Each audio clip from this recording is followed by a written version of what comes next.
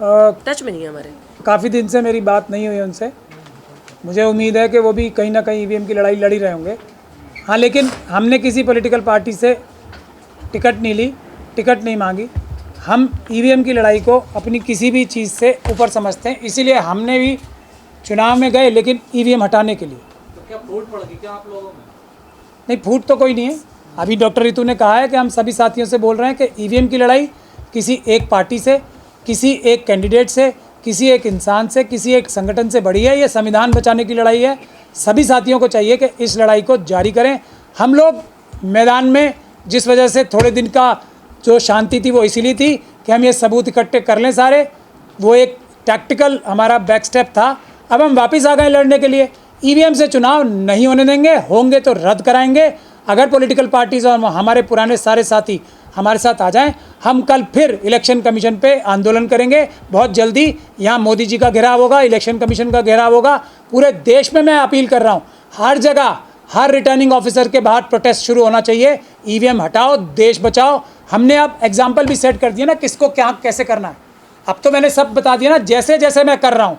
हर एक कैंडिडेट यही करे। सबसे पहले ये लिखे पेपर बैलेट से चुनाव कराओ, और प्रदर्शन होने चाहिए हर रिटर्निंग ऑफिसर के बाहर, हर रिटर्निंग ऑफिसर के बाद के पेपर बैलेट से चुनाव कराओ, वरना हम चुनाव नहीं होने देंगे। क्योंकि पेपर बैलेट से चुनाव कानूनी है, ईवीएम से चुनाव गैर कानूनी है, अपराध है। हमारा जो ग्रुप है इसमें अनेकों सदस्य हैं, हर फील्ड से हैं। उसमें ब्यूरोक्रेसी के रिटायर्ड लोग भी हैं, पत्रकार भी हैं, समाज सेवी भी हैं, अन्य संगठनों के लोग भी हैं। हम लोग चुनाव प्रक्रिया की पारदर्शिता यानी ट्रांसपेरेंसी के लिए एक लंबी लड़ाई लड़ते आए हैं पिछले 5 साल में। प्राचा साहब भी हमारे सहयोगी रहे हैं उसमें, और भी बहुत से लोग सहयोग कर रहे हैं। आज जो लड़ाई है वो केवल चुनाव की नहीं है। ये प्राचा साहब ने भी साफ साफ कर दिया कि रामपुर में जो इलेक्शन लड़ रहे हैं वो किसी पद की लालसा में या सांसद बनने के लिए नहीं लड़ रहे हैं। वो एक तरह से इन भारत के आम चुनावों की ट्रांसपेरेंसी, पारदर्शिता और उनकी शुचिता जिसे हम कहते हैं, उसकी लड़ाई लड़ रहे हैं। इनकी जो ये लड़ाई है ये केवल इनकी, हमारी या पॉलिटिकल पार्टीज़ की लड़ाई नहीं है, ये सारी भारतीय जनता की लड़ाई है।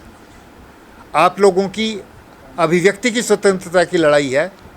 और इसलिए मेरा तो आपसे यही अनुरोध होगा कि आप इस बात को अधिक से अधिक लोगों तक पहुंचाएं। एज इंडिपेंडेंट मीडिया ये आप लोगों की जिम्मेदारी बनती है, क्योंकि जिसे हम मेन स्ट्रीम मीडिया कहते हैं वो तो इसको कवर ही नहीं करता है। तो ये आप लोगों के कंधों पे इस बात की जिम्मेदारी है कि आप इसको अधिक से अधिक प्रचारित करें कि जो हमारे चुनाव हैं ये अधिक से अधिक, जहाँ तक हो सके, पारदर्शी और ऑथेंटिक हों। उनकी ऑथेंटिसिटी तभी प्रूव की जा सकेगी जबकि आपको पता होगा कि आपका वोट वहीं डला है जहाँ आपने डाला है, और जो डाला है वही गिना गया है।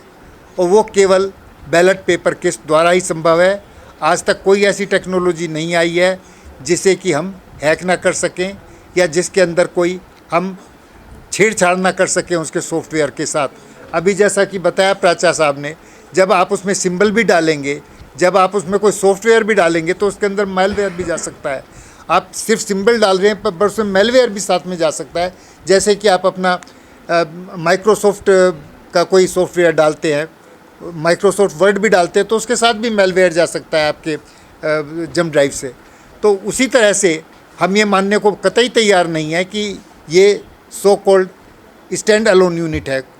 स्टैंड अलोन यूनिट में भी मेलवेयर के थ्रू, आर्टिफिशियल इंटेलिजेंस के थ्रू हैकिंग की जा सकती है, या उसके अंदर भी कोई इस तरह का सॉफ्टवेयर डाला जा सकता है जिससे कि परिणामों को उल्टा जा सके। इसलिए हमारी लड़ाई एक सांसद की लड़ाई नहीं है, संसद की मेंबरशिप की लड़ाई नहीं है। हमारी लड़ाई संसद बचाने की है, संविधान बचाने की है, और चुनाव जो कि संसदीय लोकतंत्र का एक सबसे बड़ा महापर्व है, उसको बचाने की है। बहुत बहुत धन्यवाद।